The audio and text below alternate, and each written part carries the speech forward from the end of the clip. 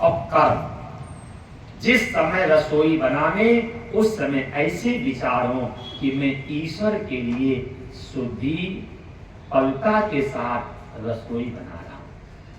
मन में ऐसे भाव हो, रसोई तैयार हो जाए, अगर कोई अतिथि आ जाए और मैं उसे खिला दूं तो ईश्वर का भोग लग गया। मन में ऐसे विचार, मन वाणी और वाणी से ईश्वर को आह्वान मंत्र बोलना चाहिए।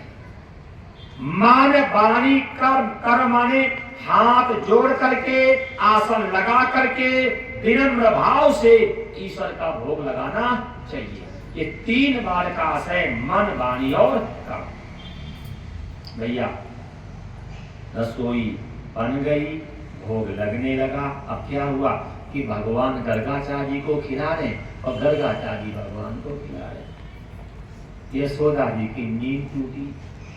यशोदा जी ने देखा कि कुंडी बंद, डंडी फंसी, गेट खुला। कुंडी लगी, डंडी फंसी और गेट खुला। अंदर देखा तो लाला नहीं है। अम्मा बोली अब तीसरी बार है, अब पंडित छोड़ेगा नहीं। माता जी हिम्मत बांध करके जब गई तो क्या देखा, दोनों लोग एक दूसरे को खिला रहे। यशोदा जी ने कहा क्यों पंडित जी महाराज, तुमने हमें सुबह से पागल बना रखा है। बार बार कहता था ईद के छोरे ने रसोई को छू करके बर्बाद कर दिया, अब तो तू बैठ के जूठने खा रहा है। आज सुबह से हमें बार बार परेशान कर रहा। गर्गाचार्य जी ने कहा माई ये तेरे भाग्य है, जिसे बड़े बड़े योगी महात्मा ध्यान से देखते हो और आज तेरी गोदी में है, ये तेरे भाग्य है। माता जी ने कहा पंडित जी, बोले हाँ, मेरे पुत्र का नाम कब रखोगे ये बताओ। गर्गाचार्य जी ने कहा माता जी, बोले हाँ, ईश्वर के नाम का कोई मुहूर्त नहीं। अच्छा लड़ाई करने का मुहूर्त देखते हो? नहीं देखते हो? देखा था लड़ाई करने का मुहूर्त नहीं देखते हो, घूस लेने का मुहूर्त नहीं देखते हो, अनाचार दुराचार करने का मुहूर्त नहीं देखते हो, तो कथा का भी मुहूर्त काहे दिखवाते हो? जब सारे काम बिना मुहूर्त के हो रहे तो ये भी काम कर दो बिना मुहूर्त के। गर्गाचार्य जी ने कहा माता जी, बोले हाँ, ईश्वर के नाम का कोई मुहूर्त नहीं। मैं आपसे भी कह रहा हूं, जिस समय आपकी इंद्रियों में सात्विकता आ जावे उसी वक्त ईश्वर का नाम ले लेना। क्यों? इन इंद्रियों पे कभी विश्वास नहीं करना। कहते हैं सींग देखा भैंस का सींग, और सींग के ऊपर सरसों का दाना रख दो, दाना टिकेगा गिरेगा? गिरेगा। हो सकता है सींग के ऊपर सरसों का दाना टिक जाए, फिर भी इंद्रियों पे विश्वास मत करना। वो असंभव भी संभव हो सकता है। ये मन इतना चंचल है कि इस पे कभी विश्वास मत करना।